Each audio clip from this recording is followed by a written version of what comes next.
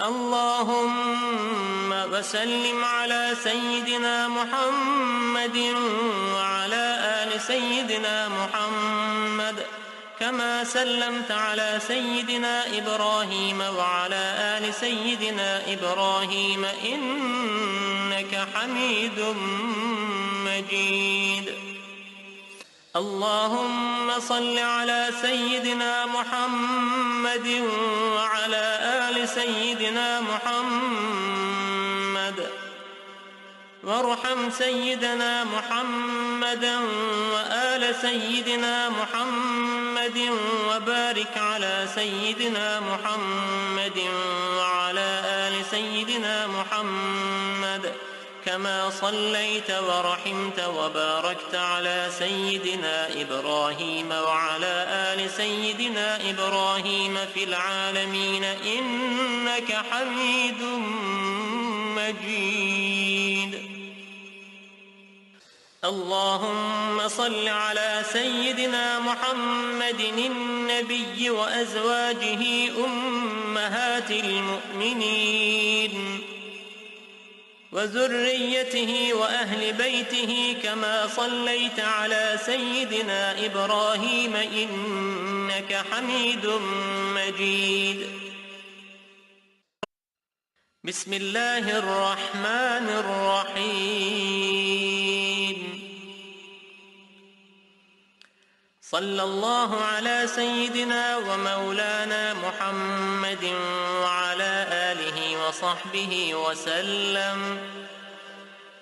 اللهم صل على سيدنا محمد وأزواجه وذريته كما صليت على سيدنا إبراهيم وبارك على سيدنا محمد وأزواجه وذريته كما باركت على آل سيدنا إبراهيم إنك حميد مجيد. اللهم صل على سيدنا محمد وعلى آله كما صليت على سيدنا إبراهيم وبارك على سيدنا محمد وعلى آل سيدنا محمد كما باركت على آل سيدنا إبراهيم في العالمين إنك حميد مجيد. اللهم صل على سيدنا محمد وآل سيدنا محمد كما صليت على سيدنا إبراهيم وبارك على سيدنا محمد وآل سيدنا محمد كما باركت على سيدنا إبراهيم إنك حميد مجيد. اللهم صل على سيدنا محمد النبي الأمي وعلى آل سيدنا محمد. اللهم صل على سيدنا محمد عبدك ورسولك. اللهم صل على سيدنا محمد وعلى آل سيدنا محمد كما صليت على سيدنا إبراهيم وعلى آل سيدنا إبراهيم إنك حميد مجيد. اللهم بارك على سيدنا محمد وعلى آل سيدنا محمد كما باركت على سيدنا إبراهيم وعلى آل سيدنا إبراهيم إنك حميد مجيد. اللهم وترحم على سيدنا محمد وعلى آل سيدنا محمد كما ترحمت على سيدنا إبراهيم وعلى آل سيدنا إبراهيم إنك حميد مجيد. اللهم وتحنن على سيدنا محمد وعلى آل سيدنا محمد. I have to make a detour to give private sohbet to this one, to this one, to this one, to carry your work. Now they say, no need. No need to continue with that sohbet. Are the pearls were coming? No need. Because now we're just going to tell them, wake up, do this, do that. Don't be like that. You must wake up. You must be awake and aware and watch. We are not robots, like this, always going to be like this, always going to be like this. We are fresh and alive. You're going to look, you're going to ask, you're going to listen. That means you're not listening. If you're listening, you know when I'm just chattering and when I'm getting into something, you know you're in front of me, yes? When I even said in the beginning, I don't want to talk so much, and then something else happens. You're not listening. Why are you not listening? You are the ones who's supposed to be recording and you're not listening? Wake up a little bit more. Step on your ego more. Don't be idiots. These last 10 days, last 15 days, don't be idiot. Become more awake and aware. Your Quran reading, your namaz, your fasting, your making a zikr is to keep you more awake. The heart to become more awake, not the heart to become more idiot, to become more lazy, to become more robotic.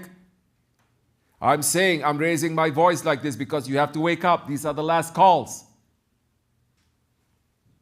If you want a shaykh that is going to praise you 24 hours, leave. Don't stay 5 minutes. And I bet you're not going to find someone who's going to yell at you like this, who's going to knock you wall to wall. You don't like, huh? What you like? People praising you? Then you haven't taken 2 steps in tariqat yet. Why don't you see in these last days, to see if I am being reprimanded, that means there is a big opportunity for me to fix myself.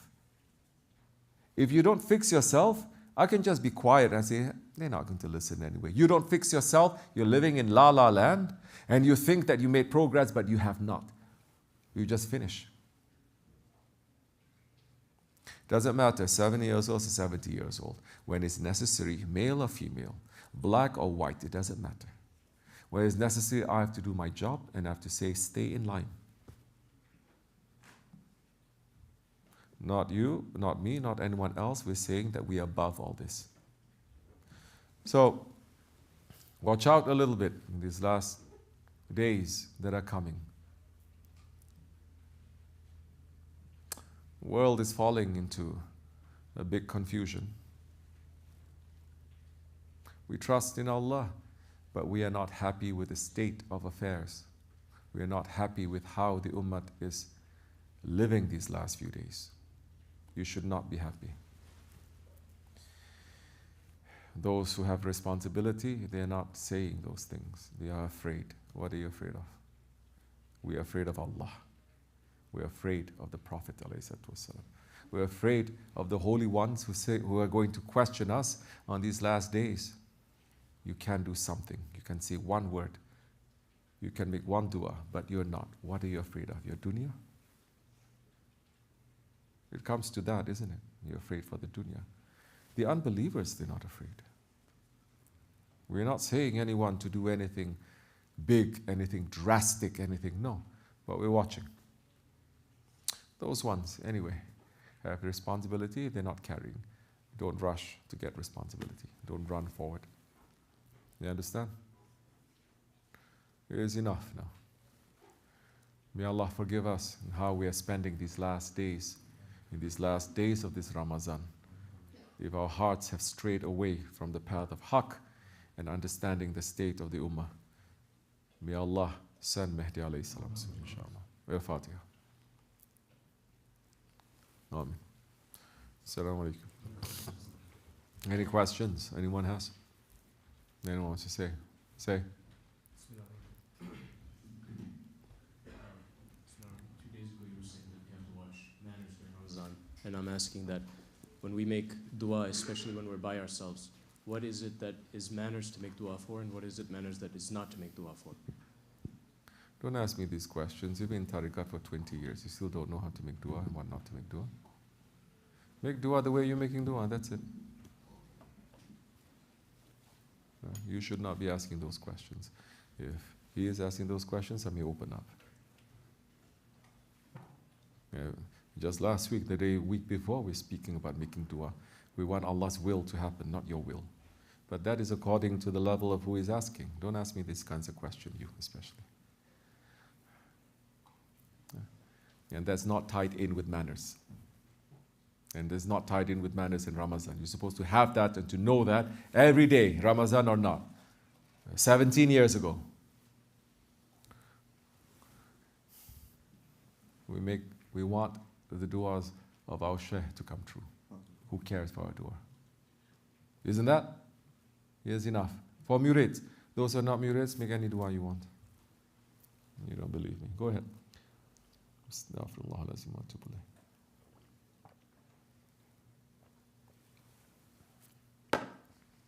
Isn't it as the Prophet likes? As he likes. It's not as we like.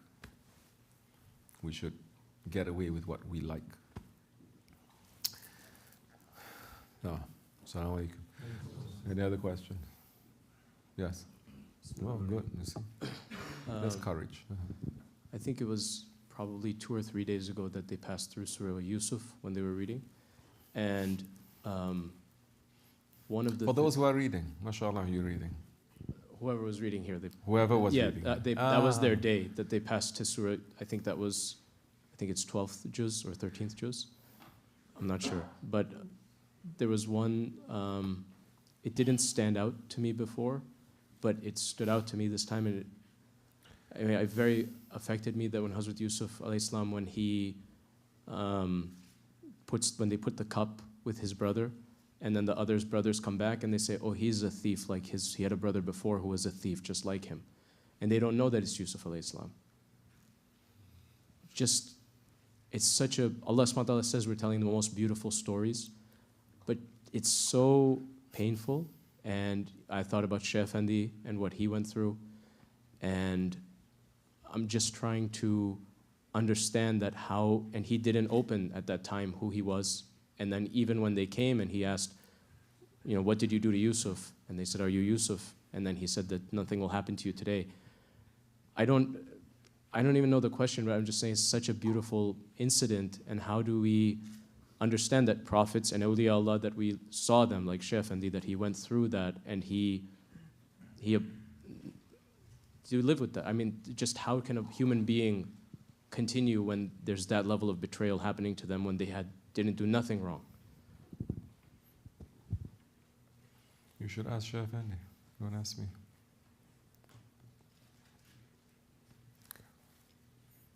I don't know.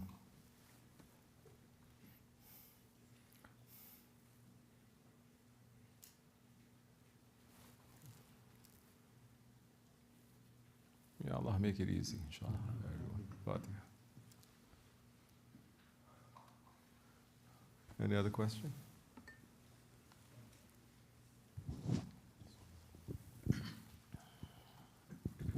Drink your tea, inshallah. BismillahirRahmanirRahim, Shaykh. I have a question about, so coming from being a non-Muslim to being a Muslim, I have a natural bias towards Islam being better because I see the benefit in it. And I don't want to say I look down on non-Muslims, but I really don't see the purpose of them being around like that. That being said, it made me think about Holy Ottomans. I know I was taught incorrectly about this because I learned about them initially through the Wahhabis, and they indoctrinated us that they cozied up to the non-Muslims, and that's what they told us, Shaykh. And as I did, the Muslim leaders now are cozying up to them. Yes, very much so. They made the non-Muslims to be at their feet. Mm-hmm. The non-Muslims were at their feet. Yes. They were controlling it. And you clarified something already, but what I was going to say is that when I started looking more into it, like the fairs and things of that nature, they were trying to bring the non-Muslim aspects of their of the empire into the Khilafah, into the fold. I don't know if this is a good word to say, make them comfortable. When I looked at it from my eye, it's like it made it worse. It's like it emboldened them to where, like, the Armenians and all of these other groups. No, you don't have too much knowledge of the Ottomans. Ottomans ruled for 600 600 years. It's not 50 years. We don't even, number one, we don't learn any history. We don't. So we don't have the skill to understand that subject. Do you understand? Yes, Shaykh. If you don't learn math, if somebody comes up here and explains calculus to you and the beauty of that, if you don't learn it, you wouldn't get it. Not at all. So many who learn it also, they wouldn't be able to get it. Same thing with any branch of knowledge, chemistry or engineering. You need history is also a subject. History is not just reading something that happened somewhere. It's to understand patterns of time and how people behaved during those times. What were they influenced by and who were they influencing? Muslims are not taught this. If anything, Islamic history is the least important in the eyes of the scholars. Least important. 100%. When you don't know your history, and Quran, Shaykh Efendi says, is what, 1/3, 2/3 of it is history. When you don't know your history, then you become very stupid. You become dumb. You don't know why certain things happen. You don't know your own history. You don't understand the patterns of your ego and the patterns of your psychology or even your hormones. You don't know because you don't go back, oh, how I was 10 years ago, 15 years ago, how I am now, where am I? Nothing. You become like, or how they say, Frankenstein monster. You understand? You don't know nothing and people just feed you your own history. So Muslims are, that's why they're talking out of their elbow, you know, about things about the Ottomans. It's 600 years, and before that, when you talk about the Turks, add in 200-300 more years, it's almost 1,000 years of Turkish rule. So,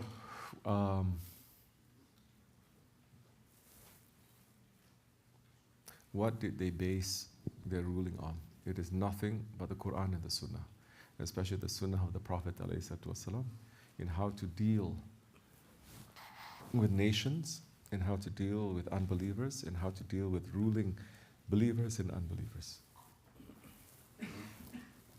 According to Sunnah, not according to culture, not according to Arabism, or according to this race or this ideology.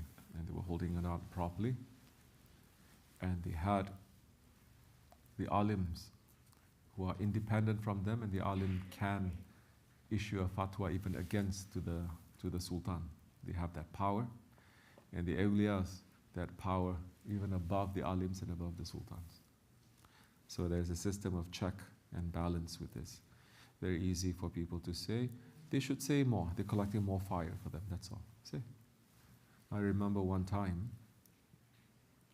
I went somewhere, a Sufi kind of gathering, and they were talking about the Ottomans. And I told Shaykh Efendi, this is what I heard, because there was a delegation of Russians from the Tsar when the Ottoman Khalifas were ruling. And they came and they said to the Khalifa, and they said, we are representing the Tsar of all of Russia, and we have the desire to become Muslims. The only thing is, we are Russians and we love to drink. Give us the dispensation, give us the permission to drink, and we will all, everyone will become Muslims. Millions and millions and millions there. And you know, Russia has always been one of the biggest enemies to the Ottomans. And the Sultan smiled and I said, I'll give you my answer in 3 days. He consulted with the alims and the ulama also. And he consulted with the awliya. And the answer he gave them was, no, accept all of Islam or don't take Islam at all. And in that Sufi gathering, some Sufi, they happen to be white Sufis, you know, and they're very arrogant, these kinds. Everyone has, don't worry, Pakistani Sufi also has something, brown Sufi, yellow Sufi, black Sufi, sometimes they all get weird, yeah. So, equal opportunity, don't worry. So this one was saying, if it was me, he said, she said, whatever, I would allow them to become Muslims who drink. Then maybe their children or their grandchildren are going to accept Islam properly. Shaykh Efendi, when he heard that, I said that very rarely I see him like so upset that he cannot say anything, that he had to control himself. And it says that word coming out from that person's mouth is enough to earn that one thousands of years in the hellfire, he says. So, I'm saying arrogance because arrogance means that you think you know better. You are not at the feet of someone. When you're at the feet of someone, you say, someone is saying this, how can I say something else? The Ottomans, who understands them? Not even Muslims understand them. It's not because of a TV show. No one is going to know who they are.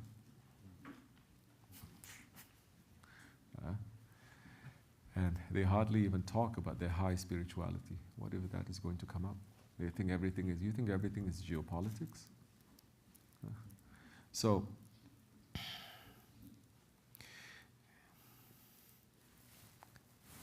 they had such intense love for the Prophet ﷺ, and they wanted to bring this love everywhere. And they brought this love deep into the heart of Europe. And they managed to give people, it wasn't until the Bosnian War in the 90s that people have heard of European Muslims. Correct or not? We have all been brainwashed. Never even heard of them. Suddenly we said, then, to know they did not become Muslims 100 years ago, 200 years, they became Muslims 600 years ago or more. Meaning that the Ottomans were the one who brought them. Brought Islam. Then they found out the Ottomans who brought Islam to so many different places. Not only that, it was Ottomans who spread tariqat and tasawwuf everywhere in the world. Before that, tasawwuf and tariqats, they were severely, how you say? Oppressed. They were oppressed. In the early days, in the mid days also. Or they pulled themselves away, they say this has nothing to do with us. During the time of the Abbasis, they ran away because they said we cannot penetrate so much into society. But the Ottomans took them and they say, you're on top of our heads. So,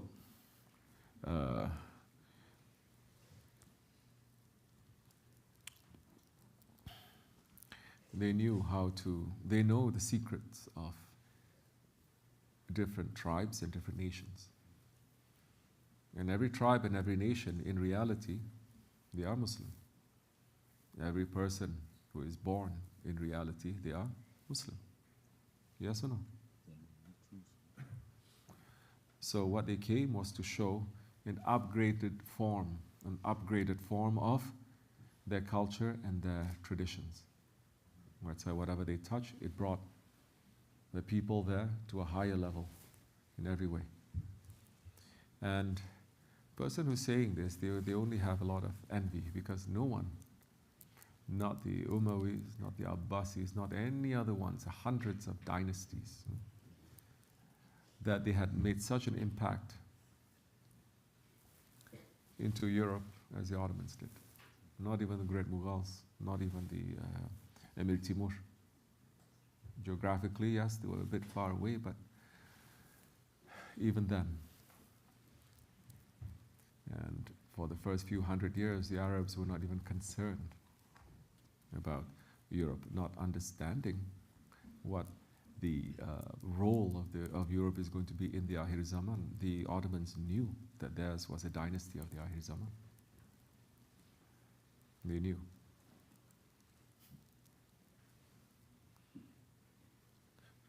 There's so many envoys from Europe at a time when Europe was nothing, and in the early years of Islam when they were about the only superpower really, like this or like that, that they would come and they would offer their whole nation to be converted. And the Sultan is not even the Khalifa, the Sultan there just say, who are you from? New Jersey? We don't care. Meaning you're from where? England? What is that? Kept them waiting. And so that is also in Allah's plan, because many great events are going to happen. This is 100 years of Jababira, biting tyranny, and we are witnessing that now. Whole world cannot say we did not witness his biting tyranny.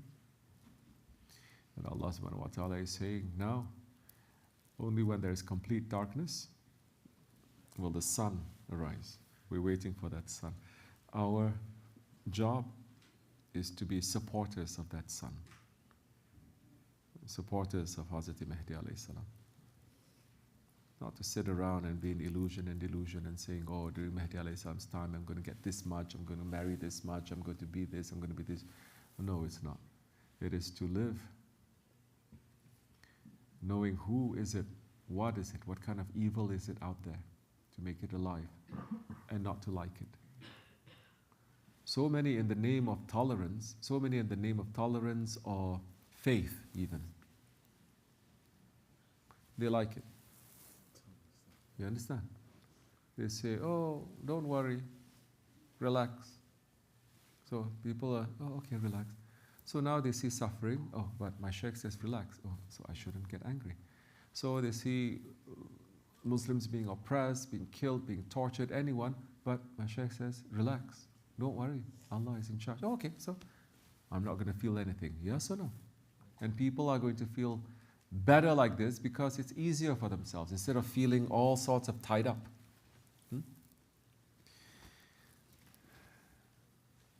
Now Shaykh says, be careful. If you have one drop of liking for that tyranny, that is one drop of the fire of Jahannam that is going to enter you and going to finish you. So we should not. The unbelievers are saying we don't. Everything is evil from top to bottom. Where can we turn?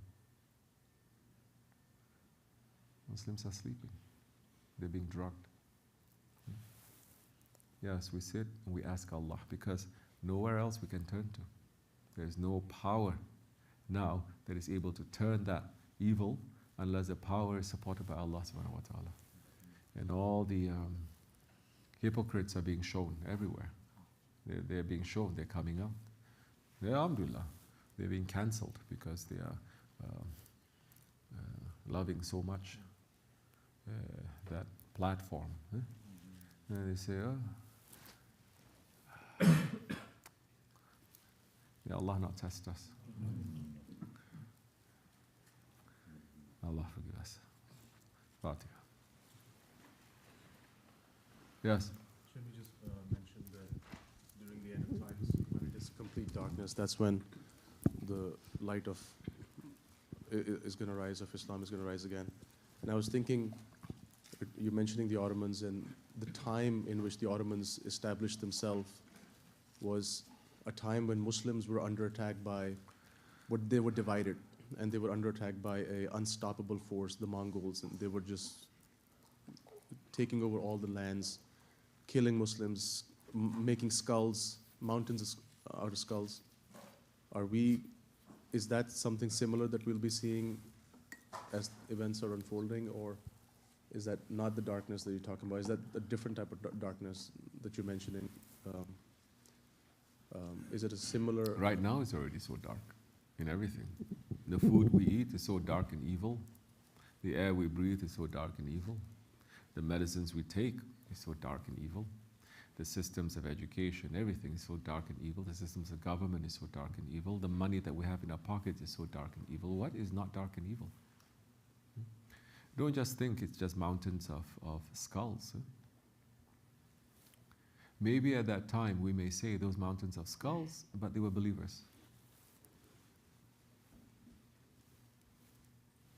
2 billion Muslims. The awliyas, don't say I'm saying, the awliyas are saying. Be very careful, because majority of them, they're going to follow Dajjal.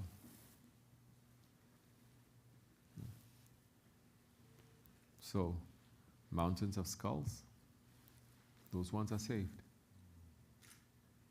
And now, if you have the metaphorical mountains of skulls, so many people who are not sacrificed, but they finish themselves. It's not that Dajjal is finished, they're finishing themselves, by themselves. You understand? Nobody cares anymore.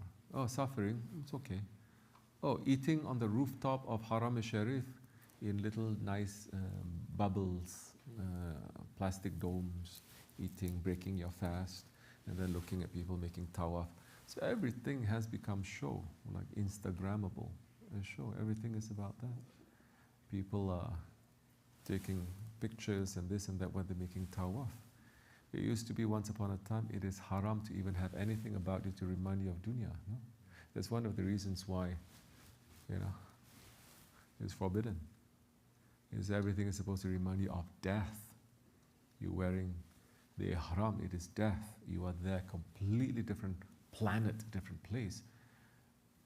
Now, people don't want to be there. They want to be in somewhere else. Or they want to be in a resort. Or they want to be on TikTok. That's why sometimes we have murids. They are saying, Shaykh, I'm making tawaf now. Can I call you? You know? They don't understand so much, so I don't say anything. Shaykh, do you want? Ziyarat is different, yani. But you're making, it's not necessary. Besides, if so many people are doing it, we should not do it.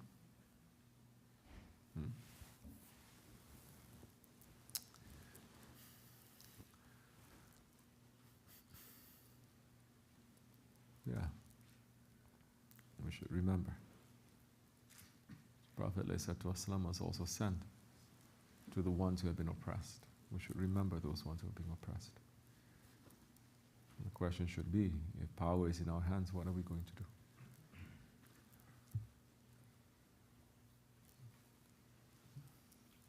Okay. Assalamu alaikum. Anything else? Drink your tea. Yes. BismillahirRahmanirRahim. Nowadays, like, I find myself just going and visiting the graves, and then, like, I'll sit and just, sometimes talk, like, just talk to them, and, I don't think I'm crazy, but, like, I don't know, I'm just wondering, like, is that okay? Are they listening? And am I crazy? They listen very well, but don't talk so much. And if they answer back, then don't blame me. Okay? Okay. Little bit. Offer some prayers, say something. The sheikhs, they go and they make sohbat there. Okay? We go, we take lesson. Inshallah, we pray for them, asking them, those holy ones, then to pray for us. Maqam, it's different. This thing, people are buried there, it's different. Going to the tombs of the holy ones is different. All right, but whatever is in your heart, then you may do. But to know every place is different, and there's some protocol also attached regarding to those different places, inshallah. All right? Okay. Anything else anyone wants to say? Yes, say. You were just mentioning that sometimes it might be that a religious leader tells people just Allah is in charge, everything is okay. Of course Allah is in charge, yeah. But when we see that Muslims are getting oppressed, and we know from the history of the Prophets and the Sahaba Kiram and the Tabi'ins all the way down to every Muslim, all the way down to the Ottomans, that when we see oppression, we hardly read anywhere. I didn't read so many things, I'm ignorant about so many things, but in my experience, I never read anywhere, starting from the Shaykhul Islam, to the alims, to the village heads, to the sultans, where they actually tell the people, relax, don't worry, Allah is in charge. Have you? If anything, they see any oppression, they say we must stand up, even if they cannot do anything. They say we must stand up, we cannot like this. I've never seen it. In fact, it is the state of the prophets and those ones who succeed him to try in their own capacity to stand up to evil and oppression.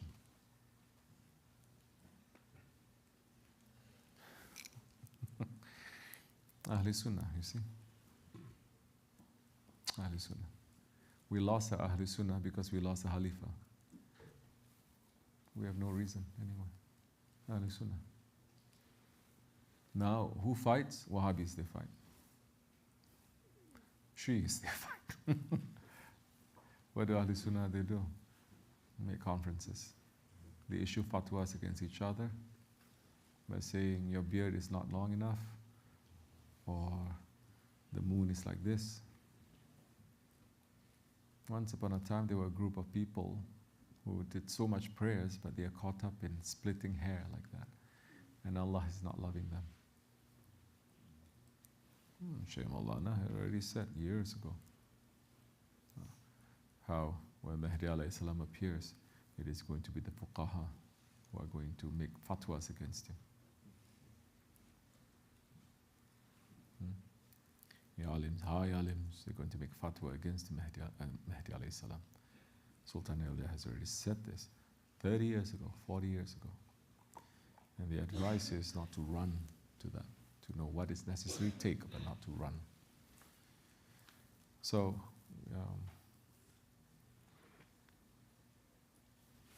they checked us out. We are worse than the Romans of their last days, where they have been kept by what? Bread and circus, right? We are worse than that. Because they tested us many Ramazans ago. Something happened and the rest of the Muslims, so they can do it. And I'm afraid from Allah's punishment. Yeah, and? And you mentioned in the khutbah a couple of weeks ago that one of our grand sheikhs, Hazrat Abu Ali Farmadi, he was the murshid of Hazrat Imam Ghazali. And I also recently saw that, nobody talks about it, that he was the murshid of Nizam al-Mulk. And like those two, even if you talk to academics or scholars, they say, like, to use an academic word, institutional Sunniism comes from these two people. That whatever we have, even up till today, madrasas, mazhabs, all of that was codified, solidified by these two people who were his murid. And then you look at all of the history, from Mughals, Imam Rabbani, Ottomans, Hazrat Khalid Baghdadi, and like even before that, Hazrat Ubaidullah, Khwaja Ubaidullah Attar, and Hazrat Alauddin. I'm asking that everything that you look, every major event, every success that happened in this ummah, behind it, there's a Nakshebendi Shaykh. And which begs the questions. You know what the question is? No, I won't say. I'll say when the cameras are off. Yeah. And it's just, there's no, even Prophet ﷺ said that this last time is not like any other time. I guess I'm leaving the question there too, because it's just, it's so apparent that it's not. It's not what? I mean, that's, that, I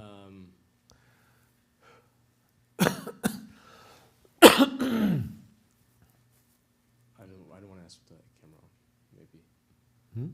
Maybe it's. You're a wordsmith. You can't pick some words. What does it mean to be a Nakshebendi in this time? Don't you know they're saying, just be quiet, make zikr, be happy. Allah is in charge. Zip.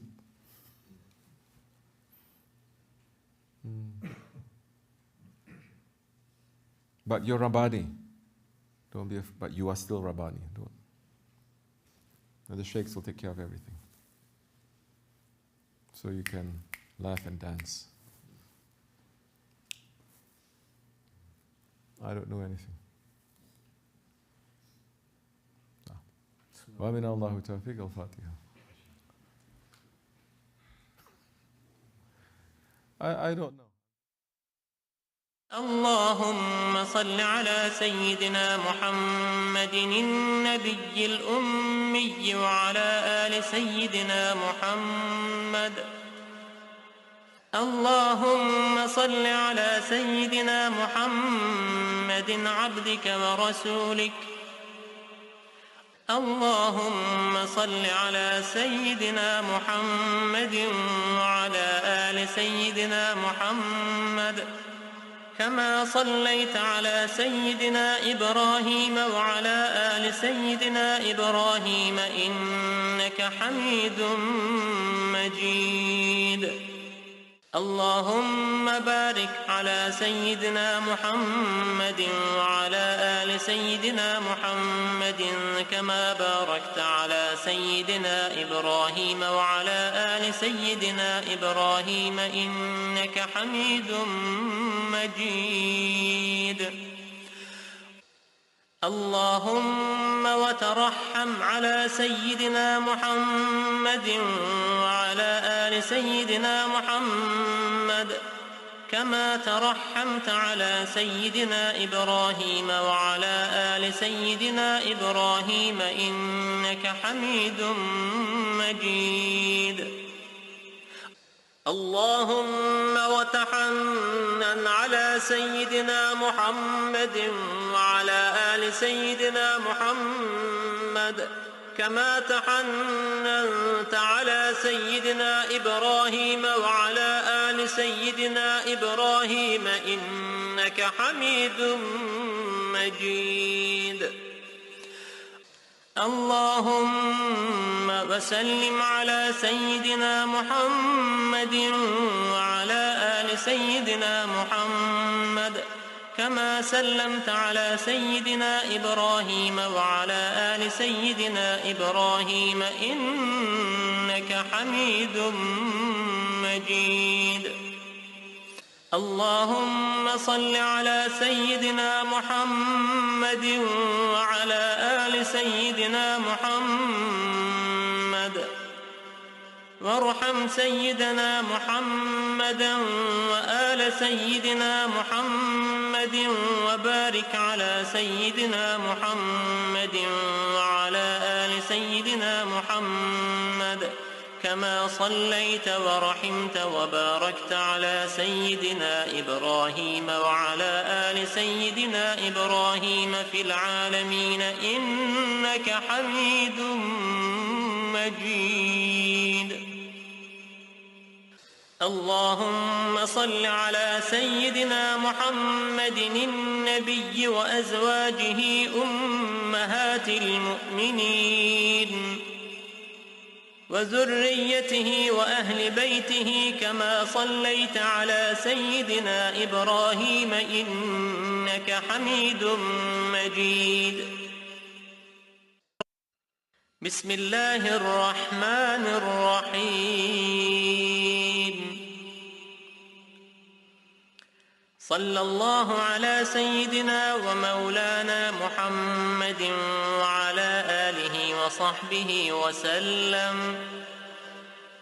اللهم صل على سيدنا محمد وأزواجه وذريته كما صليت على سيدنا إبراهيم وبارك على سيدنا محمد وأزواجه وذريته كما باركت على آل سيدنا إبراهيم إنك حميد مجيد. اللهم صل على سيدنا محمد وعلى آله كما صليت على سيدنا إبراهيم وبارك على سيدنا محمد وعلى آل سيدنا محمد كما باركت على آل سيدنا إبراهيم في العالمين إنك حميد مجيد. اللهم صل على سيدنا محمد وآل سيدنا محمد كما صليت على سيدنا إبراهيم وبارك على سيدنا محمد وآل سيدنا محمد كما باركت على سيدنا إبراهيم إنك حميد مجيد. اللهم صل على سيدنا محمد النبي الأمي وعلى آل سيدنا محمد. اللهم صل على سيدنا محمد عبدك ورسولك. اللهم صل على سيدنا محمد وعلى آل سيدنا محمد كما صليت على